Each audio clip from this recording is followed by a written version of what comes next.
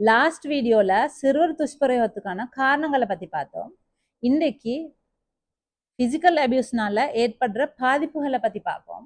Physical abuse என்ற நேரம் சிறுவர்களுக்கு அடிப்பது, சூடு வைப்பது, கூரிய ஆயுதங்களாலோ பொருட்களாலேயோ தாக்குவது, அல்லது ஏதாவது ஒரு பொருட்களால தாக்குவதோ ஏதோ ஒரு வகையில அவங்களுக்கு பிசிக்கலி டேமேஜ் ஏற்படுத்துறது பிசிக்கல் அபியூஸ்ன்னு சொல்லலாம்.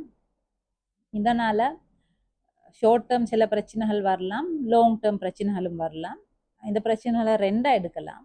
ஒன்று சைக்காலஜிக்கல் ப்ராப்ளம், அடுத்தது ஃபிசிக்கல் ப்ராப்ளம். ஃபிசிக்கல் ப்ராப்ளம்ன்ற நேரம் இமீடியட்டாக அந்த உறுப்புகள் டேமேஜ் ஆகிறதுனால பிரச்சனைகள் இருக்கலாம். சிலவங்களுக்கு வந்து கால் கை முறிவு அந்த மாதிரி பிரச்சனைகளும் இருக்கலாம், அல்லது தீக்காயங்கள் அந்த மாதிரி இருக்கலாம். அது இல்லாமல் சில பிரச்சனைகள் வந்து லாங் டேர்ம் வரலாம். அதாவது எந்த உறுப்புகள் பாதிக்கப்படுறோ அதை பொறுத்து லாங் பிரச்சனைகள் இருக்கலாம். 1 or 2 months பேக் ஸ்ரீலங்காவில் ஒரு தந்தை அவரோட மகனை தாக்கியத்தில் இந்த சிறுவன்ட ப்ரோஸ்டேட் கிளாண்ட் டேமேஜ் ஆகி இந்த சிறுவன் பெரியவரானதுக்கு போகிற அவர் ஒரு தந்தையாகிற பாசிபிலிட்டி உண்மையிலேயே ஒரு கேள்விக்குரியான விடயம். இதே போல் சிலர் வந்து தலைகளில் தாக்குற அந்த மாதிரி செயற்பாடுகளில் ஈடுபடுற எங்களுக்கு தெரியும். எங்களோட மூளையில் ஒவ்வொரு பகுதியும் ஒவ்வொரு உறுப்புகளுக்கும் பொறுப்பாகிறது. அதாவது ஒவ்வொரு உறுப்புகளோட செயற்பாடும் மூளையால் தான் கண்ட்ரோல் பண்ணப்படுது. அது சைக்காலஜிக்கலாகவும் மீக்கலாம், ஃபிசிக்கலாகவும் மீக்கலாம். அந்த பகுதிகளுக்கு சில பிரச்சனைகள் ஏற்படுறதுனால அது சம்மந்தமான ஃபங்க்ஷன்களில் பிரச்சனை வரலாம். ரீசர்ச் சொல்லுது சிலவங்களுக்கு வந்து இந்த இந்த ஃபிசிக்கல் அபியூஸால் செரபரல் பால்சி அந்த மாதிரி பெரிய பிரச்சனைகளும் வந்ததாகிக்குது. சைக்காலஜிக்கல் பாதிப்புன்ற நேரம் இவங்களோட இமோஷனல் சோஷியல் டெவலப்மெண்ட்டில் நிறைய பிரச்சனைகள் வரலாம். என்னென்னா இவங்களை அந்த சின்ன வயதில் தாக்குற நேரம் அவங்களோட மன எழுச்சி எப்படி இருந்தா சம்டைம்ஸ் நான் ஒன்றுக்குமே தகுதி இல்லாதால், அல்லது எனக்கு ஒன்றுமே செய்ய தெரியாது, நான் அன்பு செலுத்தப்படுறதுக்கு பொருத்தம் இல்லாதால், அந்த மாதிரி நிறைய இமோஷன்ஸ் போகலாம். இதனால் இதை இவங்க அவங்களோட லைஃப்லும் எடுத்துக்கொண்டு தான் போவாங்க.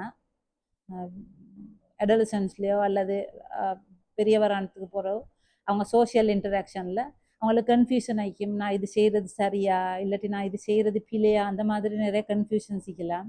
சம்டைம் இன்ஃபீரியாரிட்டி அந்த மாதிரி இருக்கலாம். முன்னுக்கு போய்த்து கதைச்ச மாட்டாங்க, அந்த மாதிரி நிறைய பிரச்சனைகள் இருக்கலாம். அது இல்லாமல் இமோஷனல் டெவலப்மெண்ட் பிரச்சனைகளால் அவங்க அக்ரெசிவ் பிஹேவியர் காட்டலாம், வயலண்ட்டாக பிஹேவ் பண்ணலாம். அதனால் அவங்களோட சுற்றி உள்ள ஃப்ரெண்ட்ஸோடையோ மற்றவங்களோடையோ சில பிரச்சனைகள் ஏற்படலாம். இந்த பிஹேவியர் வந்து லைஃப் லாங் கண்டினியூ ஆகலாம் ட்ரீட்மெண்ட் செய்யலாட்டி. இவங்களோட இன்டிமேட் பார்ட்னரோட இவங்களோட வேலையை செஞ்சு கொள்றேன்னு சொன்னால் அக்ரெசிவாக வயலண்ட்டாக தான் பிஹேவ் பண்ணுவாங்க. இதுக்கு ரெண்டு காரணம். ஒன்று இவங்களோட இமோஷனல் கண்ட்ரோல் பண்ணுறதுல பிரச்சனை இருக்கிறதுனால இவங்க வயலண்ட்டாக பிஹேவ் பண்ணுவாங்க. அது இல்லாமல் சிறு வயதில் இவங்க பார்த்தது, அதாவது எங்களோட மூளையில் மிரர் நியூரோன்னு ஒரு நியூரோன் இருக்குது. அது நாங்கள் பார்த்ததை காப்பி பண்ணி அதே மாதிரி அது வந்து பிஹேவ் பண்ணும். இந்த ரெண்டு பக்கத்தாலையும் ரீஇன்ஃபோர்ஸ் பண்ணப்படுறதுனால இது அவங்களுக்கு அது பெரிய ஒரு பிழையா சம்டைம்ஸ் விளங்காமிக்கலாம். அது தவிர இவங்க வந்து சப்ஸ்டன்ஸ் அபியூஸ், அதாவது மது போதைப்பொருள் பாவனைகளுக்கு ஈடுபடுறதுக்கான ரிஸ்க் அதிகமாகிக்கும். இவங்களோட அகடமிக் பெர்ஃபார்மன்ஸ் அல்லது ஒர்க் பெர்ஃபார்மன்ஸ் அதுகள் எல்லாம் குறைவாய்க்கலாம். ரீசர்ச் என்ன சொல்லுதுண்டா, இந்த மாதிரி ஃபிசிக்கலி அபியூஸ் பண்ணப்பட்டவங்களை ஓட ஒப்பிட்டு பார்க்குற நேரம், தாய் தந்தையர் நல்ல பாசமாக இருந்தவங்களோட ஒப்பிடுற நேரம் அபியூஸ் பண்ணப்பட்டவங்க வந்து அடல்சன் ஏஜில் நிறைய குற்றங்களில் ஈடுபடுறவங்களா இருப்பாங்க. இதுக்கு ஒழுங்கான ட்ரீட்மெண்ட் செய்யாவிட்டால் அவங்க பெரியவரானதுக்கு அப்புறம் இந்த குற்றங்களை கண்டினியூ பண்ணுறதுக்கான பாசிபிலிட்டிஸ் இருக்குது. இந்த பாதிப்புகள் வந்து ஒவ்வொருத்தருக்கும் ஒவ்வொரு விதத்தில் தான் நிற்கும், எல்லாருக்கும் ஒரே மாதிரி ஈக்காது. அதுக்கு காரணம் இருக்குது. எங்களுக்கு தெரியும், ஏதாவது ஒரு ஃபிசிக்கலோ இல்லை சைக்காலஜிக்கலோ எந்த வித பிரச்சனைன்னு சொன்னாலும் ஒரு விடயம் மட்டும் 100% தாக்கம் செலுத்துறதுல பல விடயங்கள் தாக்கம் செலுத்தலாம். அந்த வகையில் சைக்காலஜிக்கல் பிரச்சனைகளை பொறுத்த வரையில் தாக்கம் செலுத்தல காரணிகளை பார்த்தீங்கன்னா, முதலாவது எங்களோட ஜெனட்டிக் ஃபேக்டர், அடுத்தது சைக்காலஜிக்கல் ஃபேக்டர்ஸ், அதாவது ரெசிலியன்ஸ், ஸ்ட்ரெஸ் ரெஸ்பான்ஸ் எப்படி பண்ணுறது, நாங்கள் ப்ராப்ளம் சால்விங் ஸ்கில், இந்த மாதிரி விஷயங்கள். அடுத்தது சோஷியோ கல்ச்சரல் ஃபேக்டர்ஸ். அதாவது ஒரு சமூகத்தில் நாங்கள் ஒரு விஷயத்தை எப்படி ப்ரெசன்ட் பண்ணுறது. சில சமூகங்களில் ஒரு பிரச்சனை, ஒரு அவங்களோட வேலையை சாதிச்சு கொள்வது அவங்களுக்கு அக்ரெசிவ் பிஹேவியர் நார்மல் ஆயிக்கலாம். சிலர் வந்து சரியான பொலைட்டாக அப்படி ஹேண்டில் பண்ணுவாங்க. இதுகள் எல்லாம் காரணம் ஆயிக்கலாம். இது எல்லா காரணத்தையும் சேர்த்தித்தான் இது அவங்களோட பாதிப்பு ஒவ்வொருத்தருக்கு ஒவ்வொரு விதமாயிக்கலாம். ஆனால் எல்லாருக்கும் குறைஞ்ச லெவல்லேருந்து கூடுதலான ஏதாவது பாதிப்புகள் இருக்கலாம்.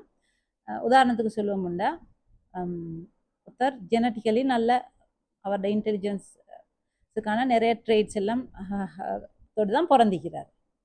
இவர் வந்து ஃபிசிக்கலி அப்யூஸ் பண்ணப்படுற நேரம் இவரோட ஒர்க் பர்ஃபார்மன்ஸ், அகடமிக் பர்ஃபார்மன்ஸ் எல்லாம் நல்லா வைக்கலாம் அவர் வளர்ந்து வர நேரம்.